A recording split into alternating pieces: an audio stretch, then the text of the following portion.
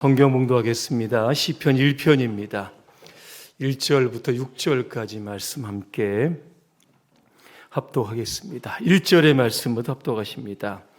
복이 있는 사람은 악인들의 꾀를 따르지 아니하며 죄인들의 길에 서지 아니하며 오만한 자들의 자리에 앉지 아니하고 오직 여호와 율법을 즐거워하여 그의 율법을 주야로 묵상하는도다. 그는 시냇가에 심은 나무가 철을 따라 열매를 맺으며 그 잎사귀가 마르지 아니함 같으니 그가 하는 모든 일이 다 형통하리로다. 악인들은 그렇지 아니함이요 오직 바람에 나는 겨와 같도다. 그러므로 악인들은 심판을 견디지 못하며 죄인들이 의인들의 모임에 들지 못하리로다. 무릇 의인들의 길은 여호와께서 인정하시나 악인들의 길은 망하리로다. 아멘. 복 있는 사람이 됩시다는 주제로 말씀을 드리겠습니다. 할렐루야. 아멘. 몇 분과 인사하겠습니다. 새해 복 많이 받으십시오. 한 번 더 인사하겠습니다. 복 있는 사람이 됩시다. 오늘 신년 감사 주일입니다. 2024년 첫 번째 주일입니다. 우리에게 새로운 한 해를 선물로 주셨습니다. 올 한 해 하나님이 주시는 엄청난 복의 소유자들이 되시기를 주님의 이름으로 축복합니다.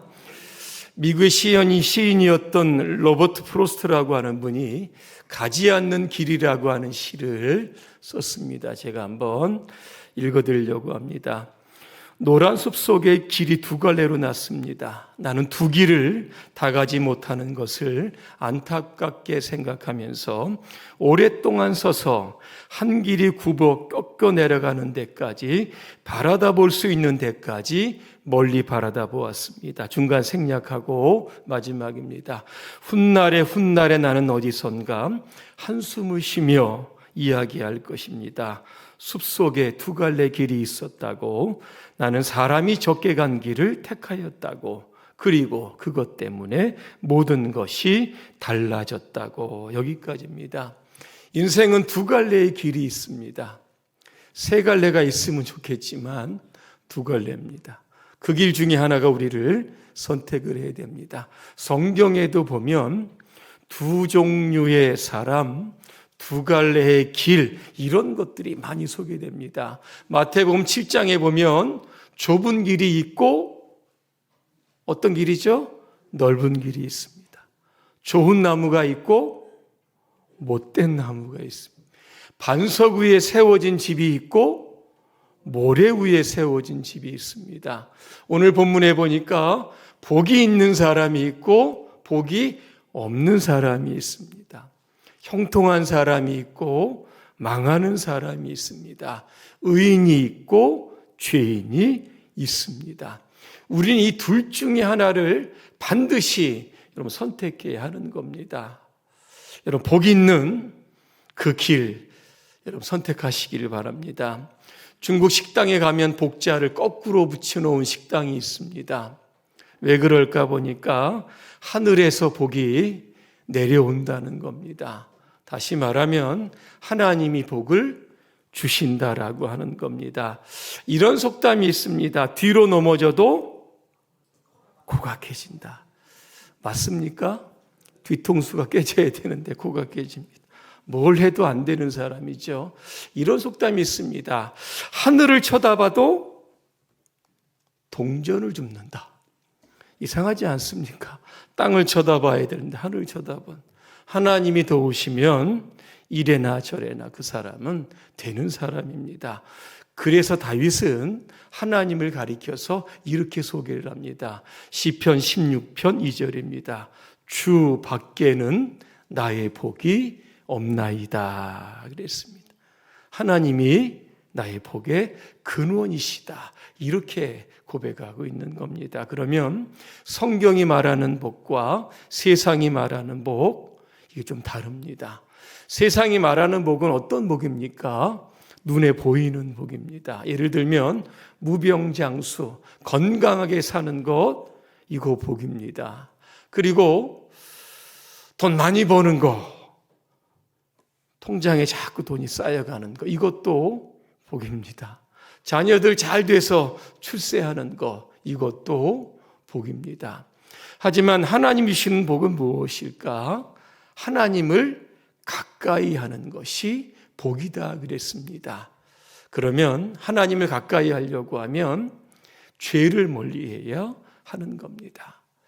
1절에 보니까 이 죄라고 하는 게 이 점진적으로 크게 발전하는 특성을 가지고 있습니다. 1절에 보니까 어떤 사람이 악인의 꾀를 따라갑니다. 그러다가 죄인의 길에 딱 서게 됩니다. 그러다가 오만한 자의 자리에 딱 앉아 있는 겁니다. 여러분, 다윗이라고 하는 인물을 아실 겁니다. 이스라엘의 두 번째 왕이었습니다. 하루는 그가 왕궁의 옥상을 거닐다가 저 아래에서 어느 아리따운 여인이 목욕하는 것을 목격을 하게 됩니다. 그것을 보자 이 다윗의 마음이 흔들리기를 시작을 합니다. 그래서 신하를 불러서 그 여인을 데려오라고 합니다. 그랬더니 그 여인은 밧세바입니다. 남편은 우리야입니다. 다윗은 왕이라고 하는 이 힘, 지위를 이용해서 남의 아내를 자기의 아내로 빼앗아 삼게 됩니다. 여러분, 밧세바의 그 남편은 우리야입니다. 지금 나라가 다른 나라와 전쟁 중입니다. 열심히 전쟁터에 나가서 나라를 위해 싸우고 있는데 여러분 어떻게 했는지 아십니까? 가장 최전방으로 이 우리야를 보내서 의도적으로 죽게 만들었던 사람이 누굽니까? 다윗입니다. 악인의 꾀를 쫓아가다가 결국에는 오만한 자리에 딱 앉아 있는 겁니다. 이게 바로 죄라고 하는 겁니다. 인도의 속담 중에 코끼리는 코만 들어가면 그 커다란 등치가 다 들어간다, 그런 속담이 있습니다. 가장 작은 죄인데 이거 처음부터 떨쳐내지 못하면 나중에 큰 죄인이 된다는 겁니다. 성경에 보니까 악은 그 모양이라도 버려라, 그렇게 말씀하고 있는 겁니다. 그래서 복 있는 사람은 세 가지를 버려야 하는 겁니다. 첫째로 악인의 꾀, 이거 버려야 하는 겁니다. 악인의 꾀가 뭘까 이렇게 봤더니 영어 성경에 이렇게 되어 있습니다. 악인의 충고를 따르는 것, 이렇게 되어 있습니다. 세상에 나가보면 악한 사람들 많습니다. 사기치는 사람들도 많이 있습니다. 속이는 사람들도 많이 있습니다. 그들은 달콤한 미끼를 막 던져댑니다. 그리고 물 때까지 기다리고 설득을 하는 겁니다. 만약에 그 미끼를 물면 어떻게 됩니까? 횟감이 되는 겁니다. 악인과 동업하게 되는 것이고 결국 그는 악인과 함께 망하게 되는 겁니다. 그래서 우리는 악인들이 이야기하는 모든 유혹의 말들을 다 여러분 귀담아 듣지 말아야 합니다. 죄인들의 길에 서지 말아야 합니다. 죄인들이 누굽니까? 하나님 없이 살아가는 사람들, 하나님이 없는 세상에 가치, 문화, 흐름을 따라가는 것, 이거 그렇게 하지 말라는 겁니다. 이 구약에 보니까 소돔과 고모라 성이 있습니다. 이 성은 하나님이 없이 사는 성읍입니다. 동성애가 만연했던 땅입니다. 하나님이 그 땅을 심판하시게 되셨던 겁니다. 하나님이 없는 세상, 하나님이 없는 죄인들은 결국 하나님의 심판을 받기 때문에 죄인들이 서 있는 그 길이나 그 환경에 우리가 서 있지 말아야 합니다. 세 번째는 오만한 자의 자리에 앉지 말라고 했는데, 오만한 자의 자리, 영어 성경에 보니까 비웃는 자의 자리라 그랬습니다. 누구를 비웃습니까? 하나님을 비웃는 사람들입니다. 이런 사람들은 하나님의 자리에 자기가 딱 앉아서 왕노릇하는 사람들입니다. 이런 사람들이 결국 오만한 사람들입니다. 하나님처럼 되려고 하면 결국 여러분 쫓겨났던 거 여러분 기억할 겁니다. 반면에 복 있는 사람이 추구해야 할 것이 있는데 오늘 2절 말씀에 있습니다. 오직 여호와의 율법을 즐거워하여 그 율법을 주야로 묵상하는 자로다 그랬습니다. 말씀을 묵상한다는 것이 어떤 의미일까? 이 묵상에는 세 가지의 뜻이 담겨져 있습니다. 묵상은 원래 이 원어로 하가라고 하는 뜻입니다. 이 뜻의 첫 번째는 읊조리다라고 하는 겁니다. 성경 묵상은 단순히 눈으로 보는 것이 아니라 낮은 소리로 성경을 읽는 겁니다. 눈으로 읽지 않고 소리로 읽는 것, 이게 바로 읊조리는 겁니다. 그 예전에 여러분 책을 읽는 방법이 뭐였냐면 눈으로 보지 않고 다 소리내어 읽었던 겁니다. 이 말씀의 뜻이 무엇일까? 소리내어 읽다 보면 그 의미에 담긴 뜻을 우리가 명확하게 발견하게 됩니다. 두 번째 묵상, 이 하가라고 하는 뜻은 으르렁거리다는 뜻이 있습니다. 맹수가 사냥감을 딱 앞에 놓고 으르렁거리는 것과 같은 겁니다. 이 뜻은 무엇일까? 이렇게 보니까 오늘 본문에서도 세상에는 의인도 있습니다. 복받는 사람도 있습니다. 하지만 죄인도 있고 악인도 있고 오만한 자들이 있습니다. 이런 사람들이 예수 믿는 사람들 그냥 놔두지 않습니다. 시편 2편 2절에 보니까 대적한다 그랬습니다. 그러면 우리가 그들을 무엇으로 대적하겠습니까? 물리적으로 여러분 싸우시겠습니까? 시편 2편 9절에 보니까 철장으로 그들을 깨트리고 부수어라 그렇게 말씀합니다. 철장이 무엇입니까? 무기 아니겠습니까? 우리가 세상을 대적할 수 있는 영적인 무기가 무엇인가? 바로 말씀을 묵상하는 겁니다. 그래서 말씀을 우리가 읽을 때 여러분 으르렁거리는 것처럼 세상이 우리를 잡아먹으려고 달려올 때 우리가 말씀을 소리내어서 읽어서 그들을 물리쳐야 하는 것, 이게 바로 묵상입니다. 세 번째, 이 묵상이라고 하는 것은 경영한다라고 하는 뜻을 담고 있습니다. 여러분 경영을 잘해야 교회도 그렇고 직장도 그렇고 가정도 여러분 잘 되는 겁니다. 성경을 읽을 때 그냥 어떤 주문이나 경전을 읽듯이 아무 생각 없이 읽게 되면 유익이 없는 겁니다. 그런데 이거 읽을 때 내 삶에 지금 현실과 직결된 문제들이 있습니다. 고민들도 있고 아픔도 있고 질병들이 있습니다.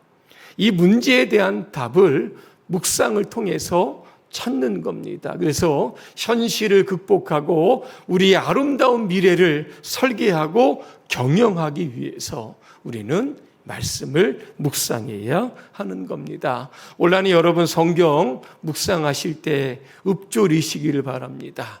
으르렁거리면서 여러분 때로는 크게 여러분 읽으시기도 바랍니다. 그리고 이 말씀이 내 인생을 경영하는 지침서다 그렇게 생각을 하시고 말씀을 대하시길 바랍니다. 우리 지난해에는 성경 통독을 했습니다. 한 50여 분 이상의 분들이 참여해 주셨습니다. 20독 이상 하신 분들도 여러분 계셨습니다. 올해는 전교인 필사를 하려고 합니다. 이미 광고도 드렸습니다. 저도 4권, 4세트 구입을 했습니다. 가족들이 다 한번 쓰려고 구입을 했는데 성경 필사 노트를 구입하기를 원하시거나 아니면 일반 노트도 쓰셔도 됩니다. 온라인으로 여러분 쓰셔도 되는 겁니다. 어떻게 쓰시든지 간에 여러분 한번 다 함께 도전해 보시기를 바랍니다. 이 성경 필사는 기독교 역사에 있어서 계속 존재해 왔던 겁니다. 여러분 유대인들은 성경 필사 아무나 못합니다. 누가 합니까? 서기관들이 합니다. 서기관들이 누굽니까? 당시에 바리새인들입니다. 성경이 어떻게 정통한 박사들 정도가 돼야 필사를 했다라고 하는 겁니다. 그리고 중세 수도원에서는 고행의 과정 중에 이 성경 필사가 있었다고 합니다. 참회나 영적 수행의 목적으로도 성경을 필사하고, 유대인들 여러분 자녀들 교육할 때 성경 필사에 있었던 거 여러분 꼭 기억하시기를 바랍니다. 그래서 우리가 이 성경 필사를 하면 우리에게 어떤 유익이 있는지 몇 가지 말씀을 드리면, 말씀 묵상에 효과가 있다고 합니다.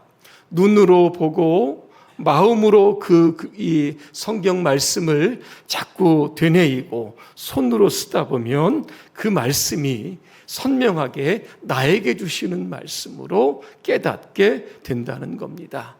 또 하나, 성경 필사를 하면 이 성경을 쉽게 외울 수 있게 되는 겁니다. 전체를 외울 수 없지만 부분적으로 나에게 또 이렇게 다가오는 그러한 말씀을 외우게 된다는 겁니다. 또 성경 필사를 하다 보면 마음의 감정을 다스릴 수 있다고 합니다. 손을 써서 어떤 것을 쓰거나 그리는 작업은 사람들에게 큰 행복감을 준다라고 하는 그러한 결과가 있는 겁니다. 또 손으로 뭔가를 쓰다 보면 우울한 감정이 해소하는 데도 굉장히 효과적이라고 합니다. 또 성경 이 필사를 또 하다 보면 끈기와 인내를 배운다고 합니다. 성경 필사 해보신 분은 알겠지만 쉽습니까? 쉽지 않습니다. 그래서 앉아서 계속해서 성경을 쓰다 보면 인내와 끈기가 오늘 우리 안에 또 길러지게 되는 겁니다. 성경 필사를 하다 보면 통독하는 것보다 5배에서 10배 정도 효과가 있다고 합니다. 또 하나, 필사는 뇌에도 굉장히 중요한 역할을 한다고 합니다. 눈으로 읽는 것보다 손으로 무언가를 쓰다 보면 뇌가 더 활발하게 움직일 수 있다고 합니다. 그래서 올 한 해 여러분, 우리에게 성경 필사, 여러분에게 주시는 하나님의 뜻으로 알고 여러분 올해 다 한번 도전해 보시기를 바랍니다. 이렇게 우리가 하나님의 말씀을 묵상하게 되면 하나님께서 우리에게 주시는 축복의 선물이 있습니다. 오늘 3절에 나와 있습니다. 그 사람은 시냇가에 심은 나무가 되는 겁니다. 시냇가에 심은 나무는 그 뿌리가 물과 늘 연결이 되어 있습니다. 그래서 마르지 않는, 그래서 때를 따라 열매를 맺는 삶을 살게 되는 겁니다. 이와 유사한 말씀 예레미야 17장 7절과 8절에 있는데 제가 한번 읽어드립니다. 그는 물가에 심은 나무와 같아서 뿌리를 개울가로 뻗으니 잎이 언제나 푸르므로 무더위가 닥쳐와도 걱정이 없고 가뭄이 심해도 걱정이 없습니다. 그 나무는 언제나 열매를 맺습니다. 그랬습니다. 철을 따라 열매를 맺는다는 것은 오늘 2절에 보니까 하는 일이 다 형통하게 된다, 이런 뜻을 담고 있습니다. 우리가 흔히 이런 얘기를 합니다. 예수 믿으면 만사 형통이 된다 그럽니다. 맞는 얘기입니까? 틀린 얘기입니까?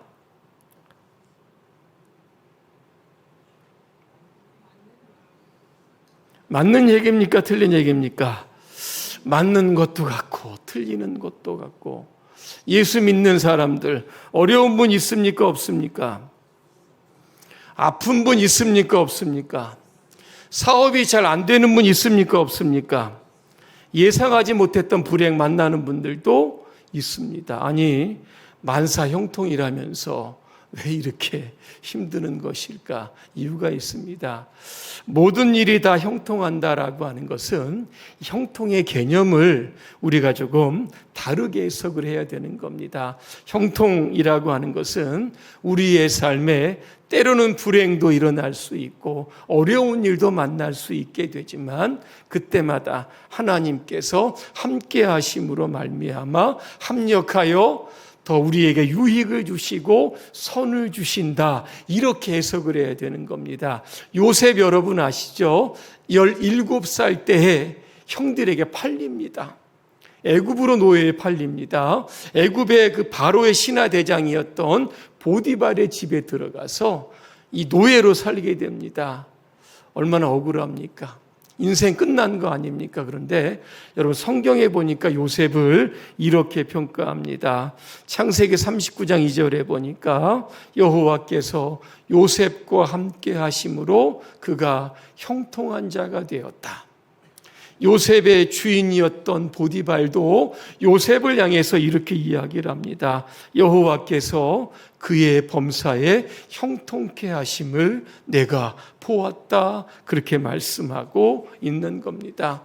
형들에게 노예로 팔리고 억울하게 옥살이를 하고 노예로 살아가는 것, 이게 하나님의 살아가는 방식입니까? 만사 형통입니까? 아마 그렇지 않을 겁니다. 그런데 하나님의 시각으로 이렇게 보니까 하나님이 요셉이 어디에 가든지 함께 하시는 겁니다. 이게 바로 형통인 줄로 믿습니다. 나중에 요셉은 어떻게 됩니까? 애굽의 총리가 되는 겁니다. 시련과 고난을 겪게 되고 언제까지나 어떤 일에든지 하나님께서 함께 하시니까 하나님께서 그의 자리를 높여주셨다라고 하는 뜻입니다. 그러나 오늘 4절에 보니까 악인들이 나옵니다. 악인은 그렇지 않으며 오직 바람에 나는 겨와 같다 그랬습니다. 겨가 뭡니까? 곡식의 껍질입니다. 바람 불면 알곡은 그대로 있는데 겨는 다 날아가 버립니다. 세상에서 악인이 떵떵거리고 잘 살아가는 것 같지만 하나님이 바람을 한번 후하고 부르시면 결국 악인들은 망하게 되는 겁니다. 오늘 5절에 보니까 하나님이 이 악인들을 심판을 하시는데 여러분 어떻게 심판한지를 아십니까? 의인들의 모임에 들지 못한다 그랬습니다. 이게 무슨 뜻일까 봤더니 이런 겁니다. 마태복음 13장에 보니까 추수 후에 곡식과 가라지를 나누는 그렇게 장면이 나옵니다. 그러면서 예수님이 이런 말씀을 하십니다. 둘 다 추수 때까지 함께 자라게 놔둬라 그랬습니다. 추수 때에 내가 추수꾼들에게 말하겠다. 가라지는 먼저 거두어 불사르게 단으로 묶어라 그랬습니다. 그리고 남겨진 곡식은 내 곡간에 넣어두어라 그렇게 말씀하는 겁니다. 이게 바로 악인의 최후입니다. 여러분 겨는 쓸데없습니다. 그래서 그냥 불에 던지는 불쏘시개밖에는 안 되는 겁니다. 이게 바로 악인의 최후가 되는 겁니다. 결론입니다. 올해 1월 달에 우리나라의 총 인구수가 얼마인지 아십니까? 5,143만 명입니다. 개신교인을 15% 정도로 보게 되는데 771만 명 정도 됩니다. 이 중에서 교회에 출석하는 교인들이 얼마인지 아십니까? 545만 명입니다. 나머지 몇 명이 남습니까? 226만 명이 남습니다. 이들이 누굽니까? 바로 가나안 성도. 교회 안 나가는 신자가 코로나19 이후에 200만이 넘었다라고 하는 겁니다. 요즘은 가나안 신자 이런 용어도 있지만 플로팅 크리스찬이라고 하는 신조어도 등장을 합니다. 플로팅이 뭡니까? 물 위에 둥둥 떠다니는 겁니다. 가나안 성도보다 조금 낫지만 이런 분들은 교회에 소속이 되어 있지만 가끔 나타납니다. 그리고 바람처럼 사라지는 사람들입니다. 오늘 우리 교회 안에 이 플로팅 크리스찬들이 단 한 분도 없기를 간절히 소망합니다. 시냇가에 심겨진 그런 나무들이 다 되시기를 바랍니다. 죄를 멀리하고 하나님을 가까이하고 묵상하시기를 바랍니다. 그러면 하나님께서 때를 따라 열매를 거두게 하십니다. 모든 일에 하나님이 함께 하시는 형통의 복을 주십니다. 그래서 올 한 해 하나님께서 하늘문을 완전히 열어주시고 여러분의 삶에 복에 쌓을 곳이 없도록 부으시는 그런 풍성한 하나님 여러분 경험하시기를 주님의 이름으로 축원합니다. 기도하겠습니다. 은혜로우신 하나님, 올 한 해 복 있는 자로 살게 하여 주시옵소서. 시냇가에 심은 나무로 살게 하여 주시옵소서. 형통한 자로 살게 하여 주시옵소서. 세상에 보이는 복 따라가기보다 하나님이 주시는 하늘의 복, 영적인 복, 하나님과 가까이 하는 복을 늘 추구하며 살 수 있도록 우리 모두를 축복해 주시옵소서. 예수님의 이름으로 기도합니다. 아멘.